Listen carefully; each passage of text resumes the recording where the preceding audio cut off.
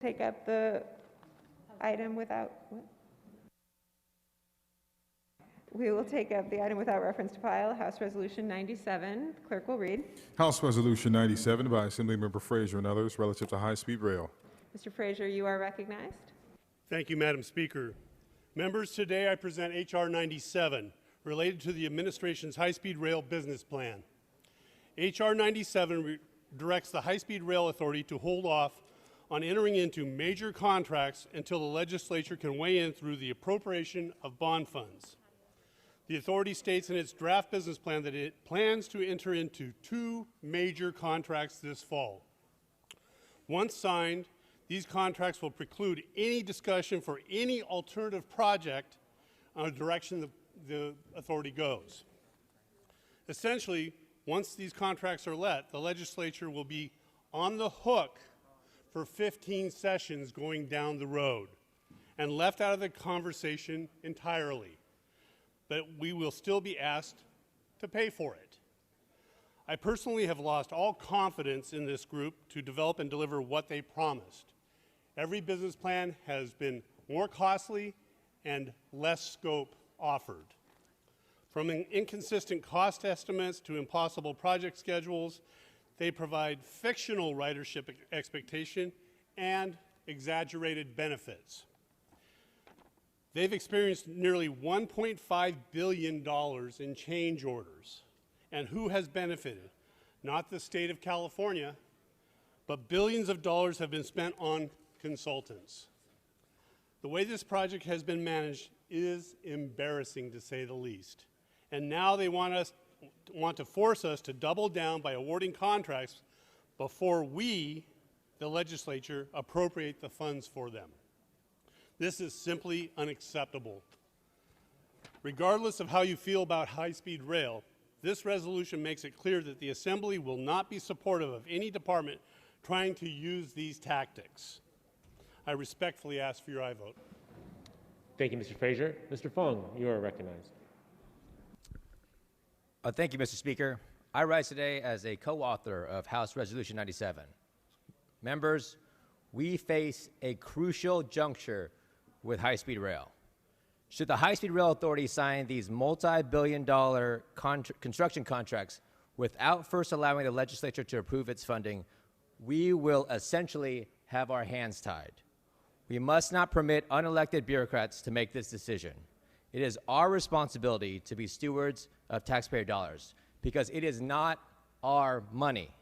It is the money of hardworking Californians. That is something that we must always remind ourselves. We have seen over and over again all the reasons why we must stop funding this mismanaged, flawed, and never-ending project.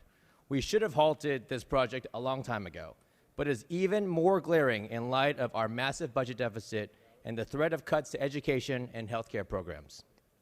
We should not blindly support continuing this project. The worst thing we can do right now is lock ourselves into multiple 30-year contracts. This would be the height of irresponsibility for this institution. Are we prepared to prioritize this mismanaged project over all of the countless programs that are slated to be cut in our budget? How can we prioritize this train over programs that support first responders, help teachers educate future generations, and provide doctors the equipment and funding to help save lives in our state? To me, that's unthinkable. To that end, I thank Chairman Frazier for introducing this resolution that will help continue our conversation over the merits of this project, and I respectfully ask for an aye vote. Thank you, Mr. Fung. Ms. Rivas, you are recognized. Thank you, Mr. Speaker. I rise in support of H.R. 97. I introduced legislation this year that would have required the High-Speed Rail Authority to evaluate alternatives to the current approach to construction, given the cost overruns and changing timelines. I held that legislation this year as the result of commitments that I received from the authority to engage the concerns that have been raised by this body. I think it's very important that the authority engage with all of us here in the Assembly. Most of us, none of us were here to vote in the past on this bond, and we next year our decision to appropriate bond funds, and we will all need to make that decision together. So I think it's important to start engaging with us today. As we continue to work through significant budget deficits, I don't believe it's fiscally responsible for the authority to enter into long-term contracts until the legislature has had a chance to weigh in. I believe we must be thoughtful and cautious with our limited funds, and I look forward to working with the authority, my colleagues, and in the weeks and months to come. I urge your aye vote on HR 97. Thank you. Thank you, Ms. Rivas. Mr. Daly, you are recognized. Thank you, Mr. Speaker. I rise in support of this resolution.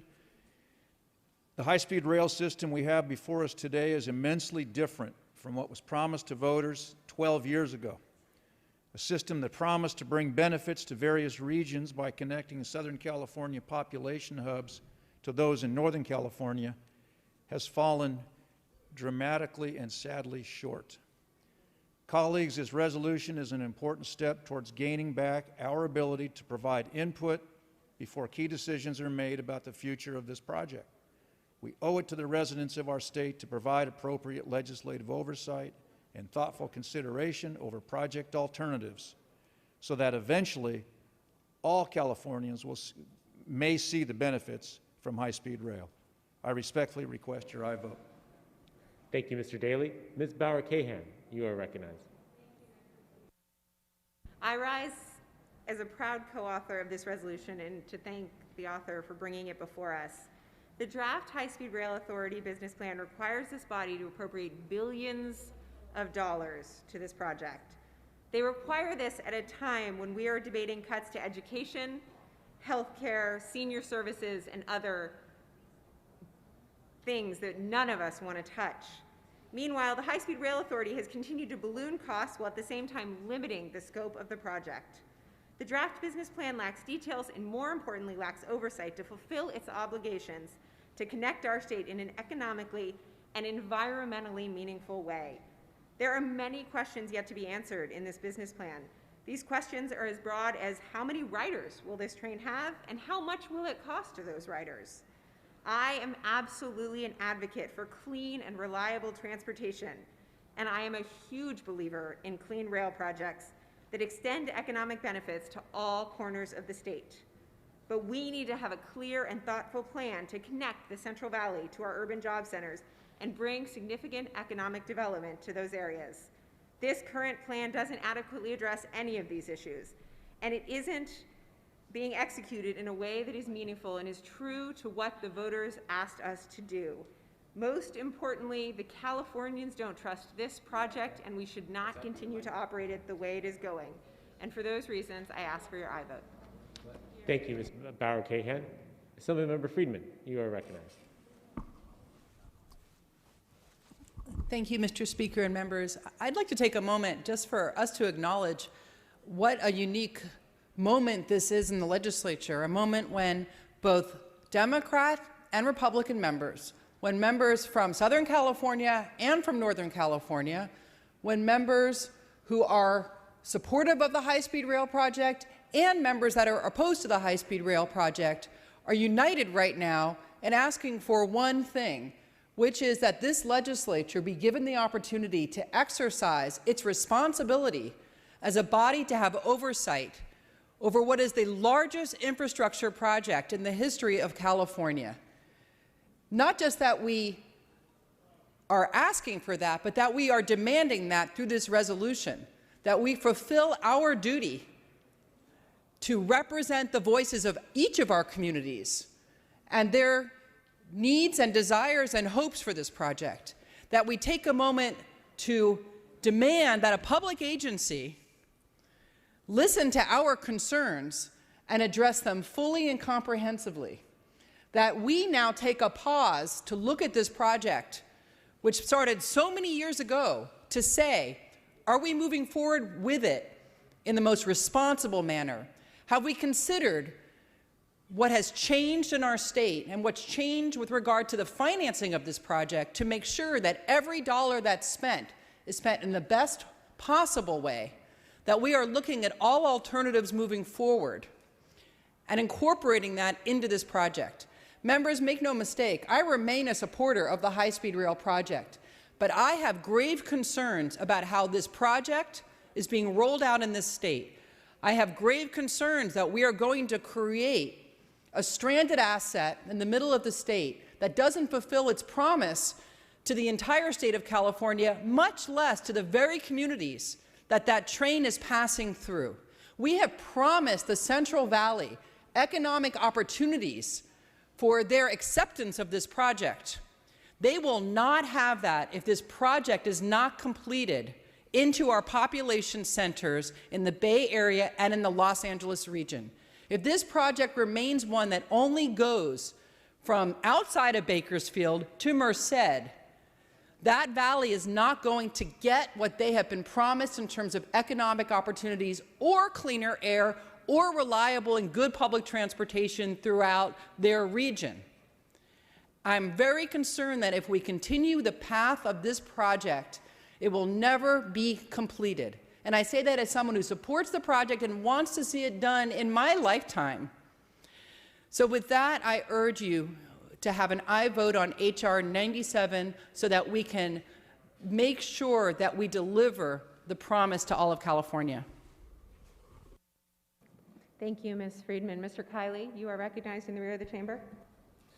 I'd like to thank the author and Transportation Committee Chair for authoring this resolution. I'm happy to be a co-author, and what I particularly appreciate is that it specifically says the legislature needs to consider thoughtful alternatives, because that is perhaps the biggest cost of the high-speed rail project, is it has foreclosed the consideration of alternatives. Beyond the unfathomable actual cost and the particularly acute opportunity costs, now that we have this massive deficit, is it has tied us to one particular technology.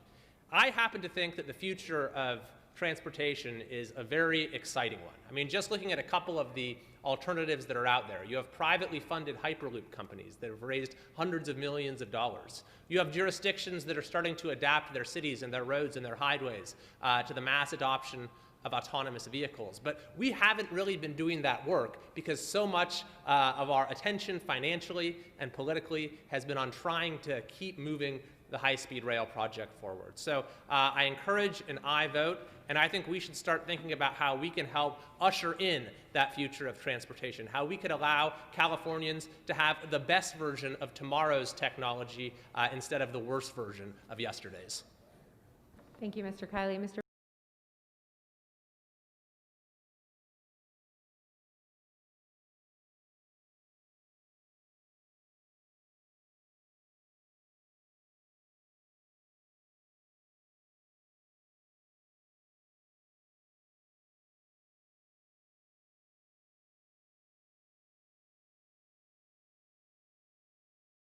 Patterson, you are recognized.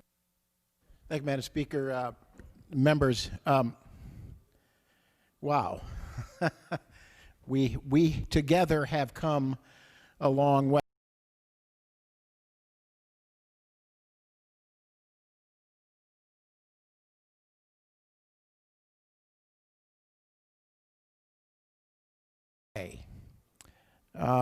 I represent Central California, Fresno, and particularly the mayor for 8 years.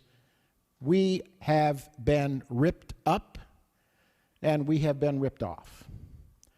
Ripped up by a city and a construction project that has closed businesses, closed streets, that has put up billions of dollars worth of high-speed rail concrete, but doesn't have anywhere near the money to even run trains on the very tracks. We have been the witness of promises that have been broken. Dozens and dozens of farmers have had their property taken and ripped up, and they have yet to be paid. There is ongoing litigation right now by women-owned, minority-owned companies that said, there's a promise here. We're going to organize our particular company. They got contracts. They were put out of business and broken. There's litigation right now with that particular individual. She's lost her home and her business. I just received today an urgent email from the Fresno Rescue Mission saying, Jim, please, can the legislature, can you and others intervene for us? They took our property. They promised us that we would be paid to relocate and to complete our campus. They have reneged on that promise. High-speed rail has been so reckless that as early as 2018, on the record in depositions in court in Central California, where FBI agents interviewed individuals associated with and a part of high-speed rail. We now have a very concerned and worried federal oversight that is looking at high-speed rail right now. We have been ripped off, and we have been ripped up. And so I'm glad to stand here and support a long overdue effort by this legislature to say, whoa, wait a minute. Maybe the auditor of the state of California found some things that were really important, and she did. It was a damning audit. Members, we have to be made whole in Central California.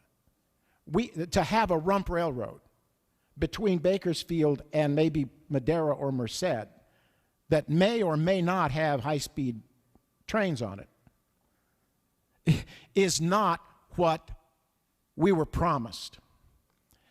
And so I thank you for the resolution. I thank you for the commitment here to hold the high-speed rail accountable. And let's also not only hold them accountable for what they do, but let's hold them accountable for how they do it. They are not a rogue agency, although they like to act like it. They have made up this project as they went along.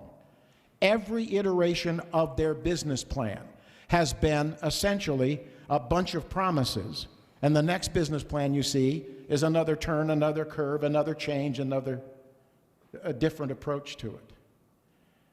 And so thank you for this bipartisan and I think very strong message to high-speed rail.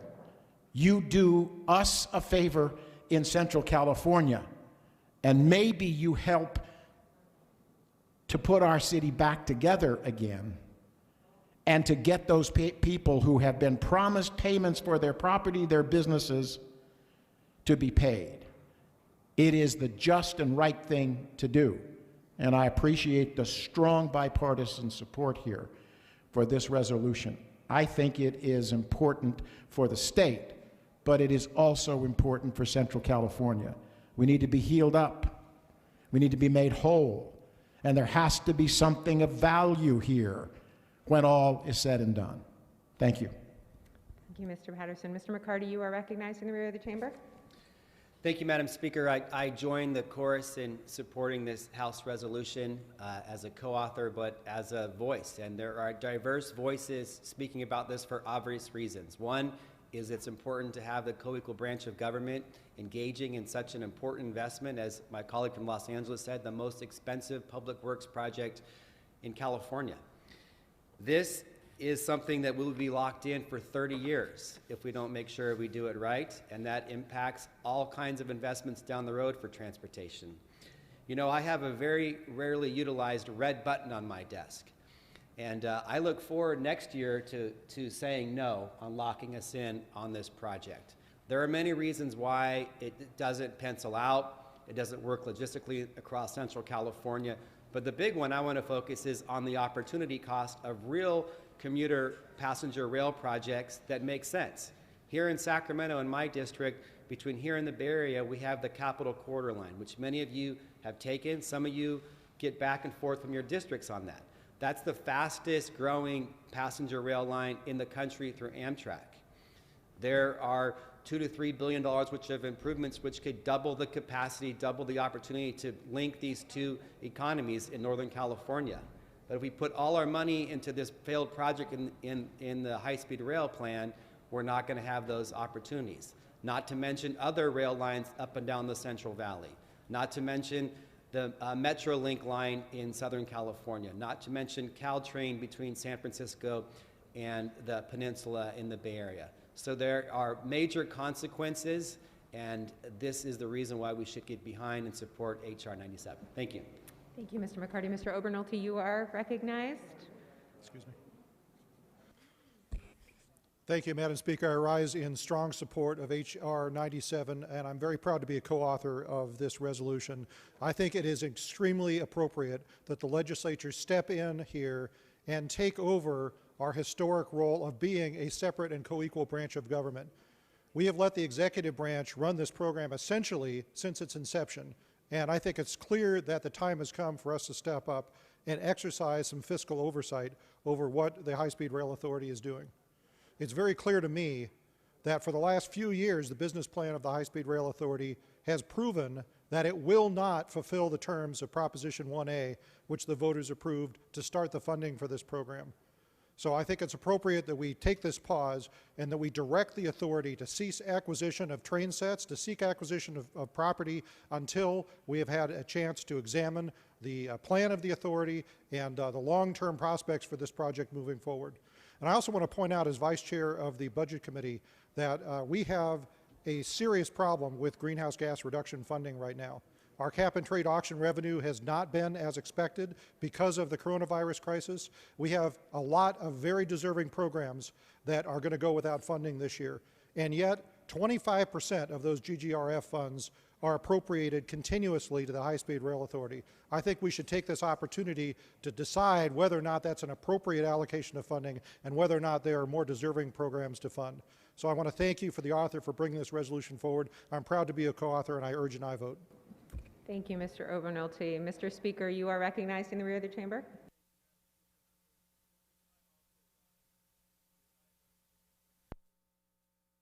His mic is not on. Thank you, Madam Speaker. It was profound too. You missed it all. I also rise and ask that you vote for H.R. 97 and thank the author for bringing this forward. California depends on transportation. Transportation means so many things to California residents. It's a way that we get to places we want to visit. It also has a tremendous impact on development, on the environment, and on the economy.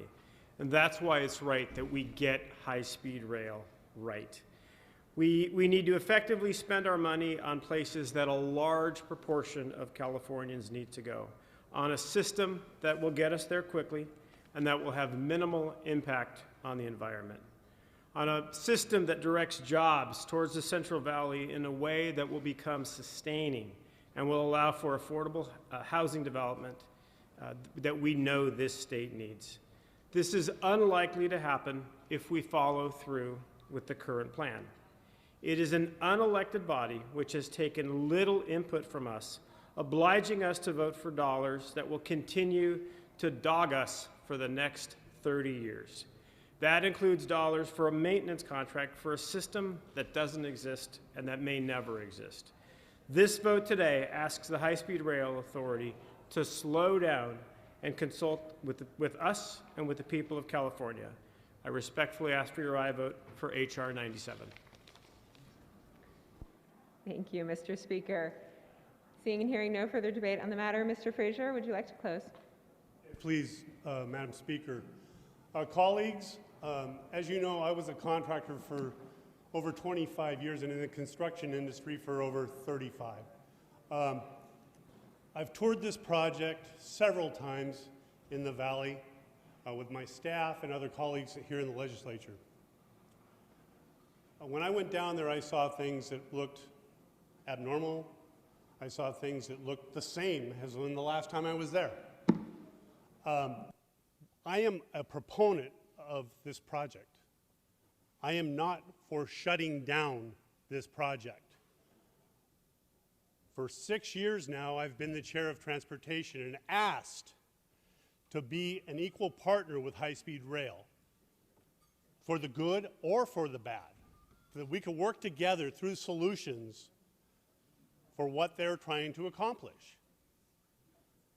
That being said, I had my hand in my chest the whole time, not acknowledging that I might be able to be helpful in this role as the chair. There possibly is other solutions now have come to light that might be better spent monies that put more riders in seats. But we have to have that conversation. We have to have that conversation. The voters were told in 2008 certain things, and those things aren't going to be accomplished. There is no private investment, very little federal funds, and now that funds from the Fed are now being possibly adjudicated. What I will tell you is that we want to have an honest conversation with the authority before they make decisions that put all of us in California on the hook for something that might not work out. I ask for your aye vote. Thank you, Mr. Frazier. The clerk will open the roll. Oh, would you like co-authors on the? Yes, the roll will be open for co-authors. This roll is for co-authors.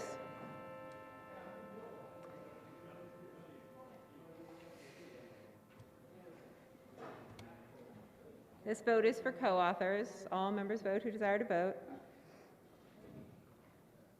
This is for co-authors.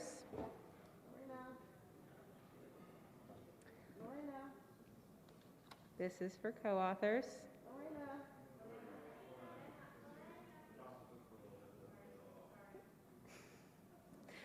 Clerk will close the roll and tally the vote. There are 63 co-authors on HR 97. Without objection, we will take a voice vote on the resolution. All in favor say aye. All opposed say no. The ayes have it. The resolution is adopted.